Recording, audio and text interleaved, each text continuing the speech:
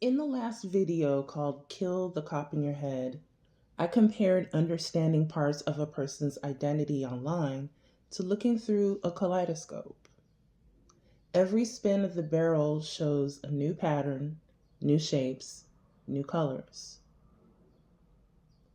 I'm an inquisitive person. Not only do I ask a lot of questions, but I also have a habit of finding and saving information. Sometimes people find this to be unsettling or intrusive.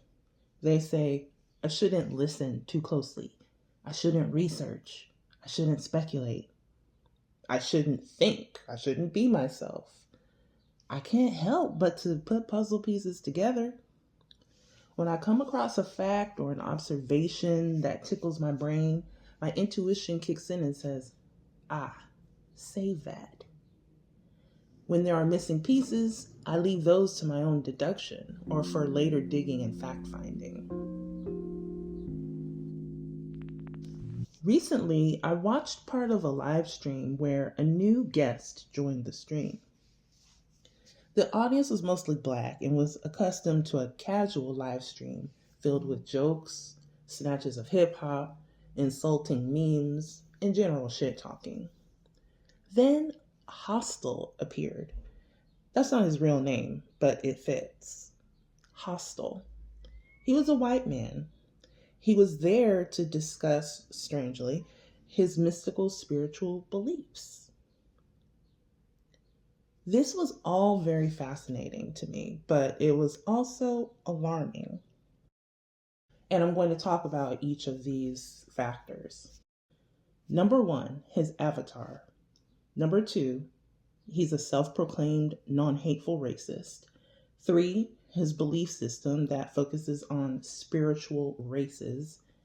And 4, his overall tone when talking to Black people. The avatar. One of the panelists joked that Hostile's avatar looked like a swastika dream catcher, which was very hilarious and very on point. It had a red and black design with lots of lines and harsh angles that seemed very reminiscent of a swastika. I took a quick snapshot and I did a reverse image search. I later learned that the avatar is a combination of 2 runes or ancient symbols. The overall design of these runes translate to secret or mystery, and it's often associated with neo-Nazi and neo-fascism. I did a little more digging, and I found that the rune was connected to a text, and this was a text that he referenced quite frequently during the live stream. And I also found his 2 YouTube pages. If you're interested in learning more about this guy, you can check in the description box. I'll link it.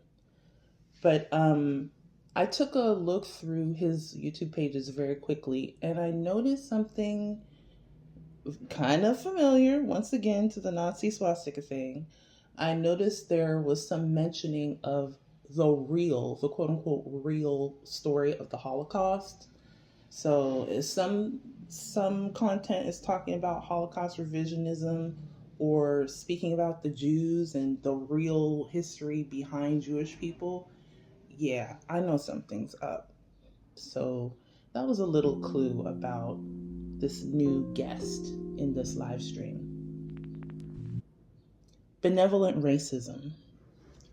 Hostile claimed that he was a racist. He stated this matter-of-factly when the host asked him. But he added something. He said he wasn't a hateful racist. He described his racism as follows, something like a belief that the races are distinct with differences. I'm paraphrasing, but that was pretty much the point he was trying to get across. From what I've observed in life, there are 2 widely accepted definitions of racism. The first definition of racism is usually the dictionary definition that you might find in Merriam-Webster or Oxford's or whatever.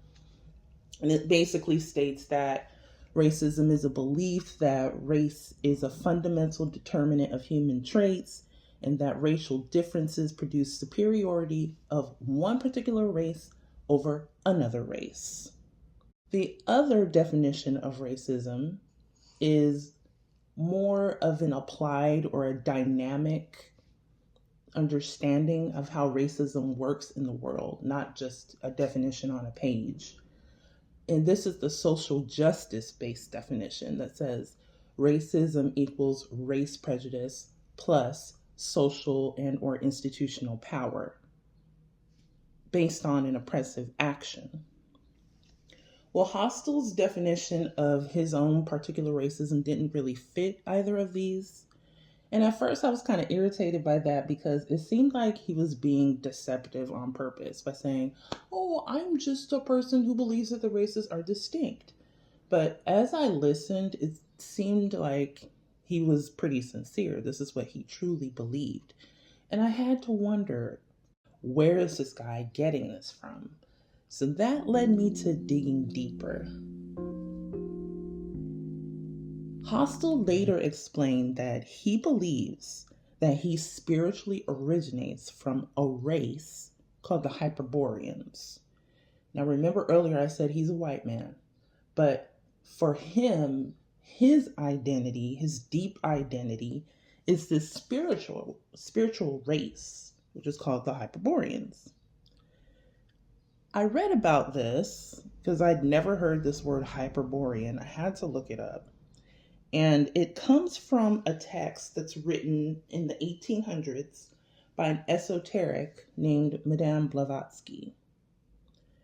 This cosmology states that there are 7 root races. They each come from continents. Now, Madame Blavatsky wasn't the only one to delve into the 7 root race theory. If you look this up, you can find quite a few sources on it with people giving their own spins and takes on these 7 root races, but they pretty much say the same things. There are 7 races. The first race is the Polarians, and they come from the North Pole. They were non-physical, genderless, asexual beings, sort of a protoplasmic being of some kind. The second race is where our friend is from, the Hyperborean race. Now get this, the Hyperboreans were these mystical giants. They were like gods. They weren't exactly human, but they were very revered by other races that came after them as though they were gods. And they lived inside of the hollow earth. Very interesting, right? Okay, the third race is the Lemurians. These are also mythical creatures. They were mythical creatures from some undetermined land. I'm not sure of the land. The text that I read didn't seem to agree on where they were from, but they were 3-eyed beings. And I know that I've read in some mythical tales about creatures that had 3 eyes. Very interesting. The fourth race was the Atlanteans of Atlantis. And I know a lot of people have heard of that. The mystical land of Atlantis, the land beneath the ocean. And then the fifth race, now this is the most important, the most advanced race, and this is the current race that we have today.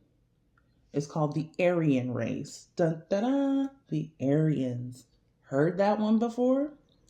Now, these people were from Indo-European lands, the home of, as I said, the current dominant race. There are other races. There's a 6th race and a 7th one, but they have yet to come to being. But they will in the future, and they're supposed to be they should be more advanced than these other races. So these 7 root races are an explanation of the evolution of mankind, with the 5th race being the most advanced that we have so far. And again, I have to reiterate, the Aryans, according to this cosmology, the Aryans are the most advanced, and the Hyperboreans were like gods. So Occultists and European supremacists, I learned, adopted these spiritual archetypes into their own worldview. They picked up these ideas for their own political and cultural agendas throughout the years. Adolf Hitler and the Nazis and his contemporaries also agreed with this worldview of these Hyperboreans or these Aryans as being like the most advanced and the thing to preserve in order to uplift and unite white people, pretty much. As this person, now getting back to the live stream, as this person was speaking about this, I had some issues with a few points that came up in his speech.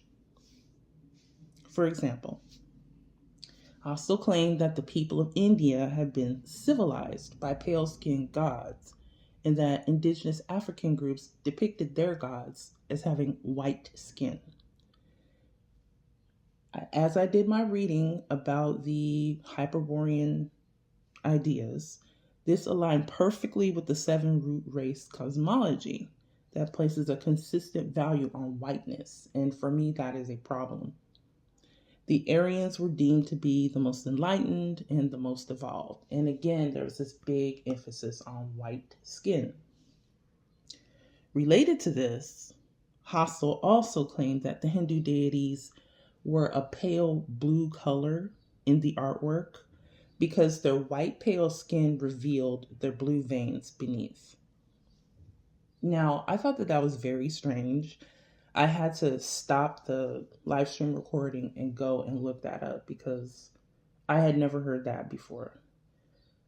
In my survey of the literature, my quick little Googling, it didn't show that. I didn't find any substantiation of that. And it could be maybe I missed something and it's out there and I just need to see it.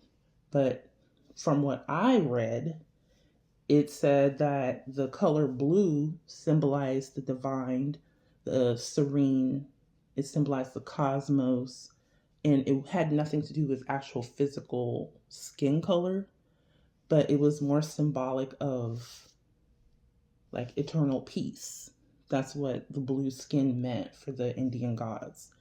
And additionally, some Hindu gods were actually dark blue or like a blue black color. And I remember at one point in the live stream, this person Hostel was saying that he had trouble finding any darker skinned gods and that he did some research of all these different cultural groups and he couldn't really find anything except for maybe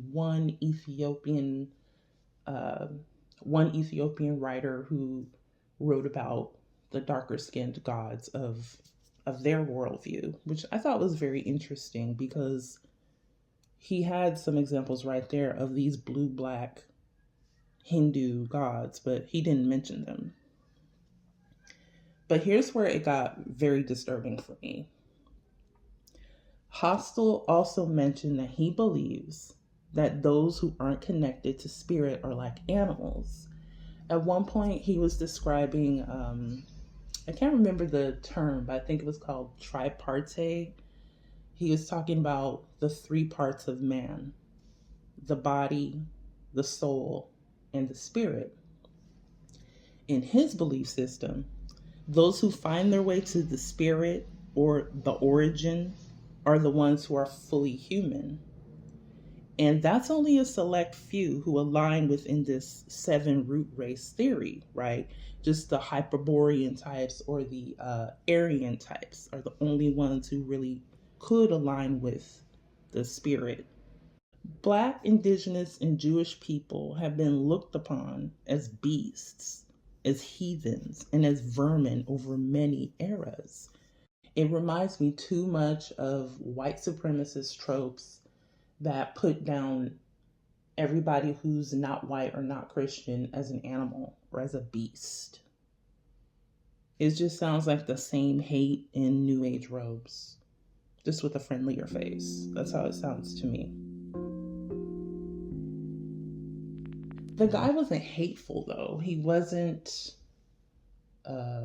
disrespectful. He didn't come off as that way at all.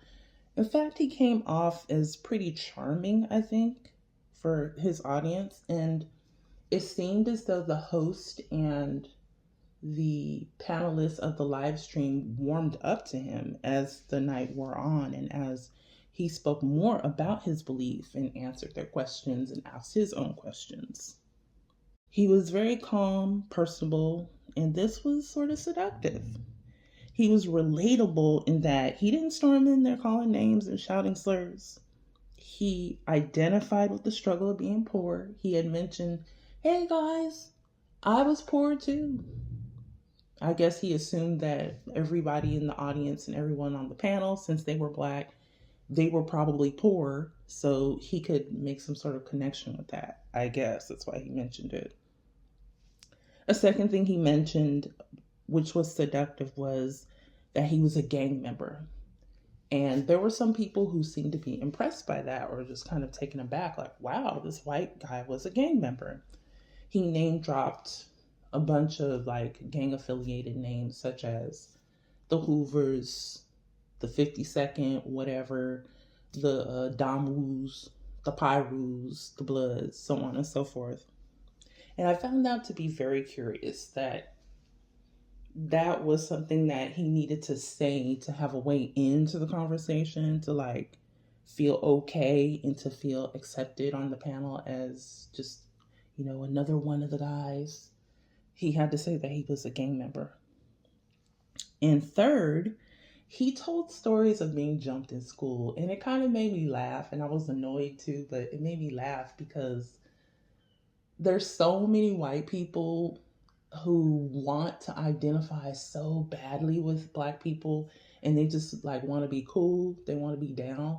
So they'll show like, oh yeah, I was the only white person in school and people jumped me and people beat me up. I'm cool. I've suffered racism too. Yes, I've suffered racism too. It annoys the shit out of me because that's some kind of end to your black mind that you're gonna suddenly let your guard down and be like, oh, somebody jumped you. Oh, I have empathy for you. But anyway, all in all, it felt kind of manipulative. In conclusion, though, I think that Hostel hadn't set out to spread hate. I think I think he just wanted some conversation with friendly voices on a late, lonely evening on YouTube. I think he believed in what he was saying. And I think he truly wanted to find his people. He talked about only having one or two or three others in his life who shared these beliefs. And I remember as he was talking about these people, he said that one had fallen off. And he seemed like he was disappointed. Now, if he was telling the truth about his upbringing, it does make sense that someone who's a racial minority, a white guy in a mostly black area, would turn to gangs as a youth and would turn to a spiritual belief system that promised unity and racial belonging in the afterlife. It did make sense. But this also brought to mind for me the seductive nature of Nazism. People were swayed to unite under a horrific ideology for reasons that they believed were important. Is it wrong for him to believe these ideas? It's definitely not something for me, but no, it's not wrong for him to believe it as long as he doesn't bother other people with it. Should he be in a black space? Well, maybe, maybe not, but I know that I'm not going to be interacting with the motherfucker. And I would advise other black folks to be very cautious around this person. Not saying you shouldn't talk to him or shouldn't entertain him, but just know that this is where his mind is. This is where he comes from. He's perhaps not as violent as others of his ilk, but these are neo Nazi ideas. They just are. Even though he's a nice guy, he seems to be nice and he seems to be, calm and respectful and thoughtful and very learned and all of those things. but he believes that he is superior and that he needs to reunite with his racial brethren when he dies.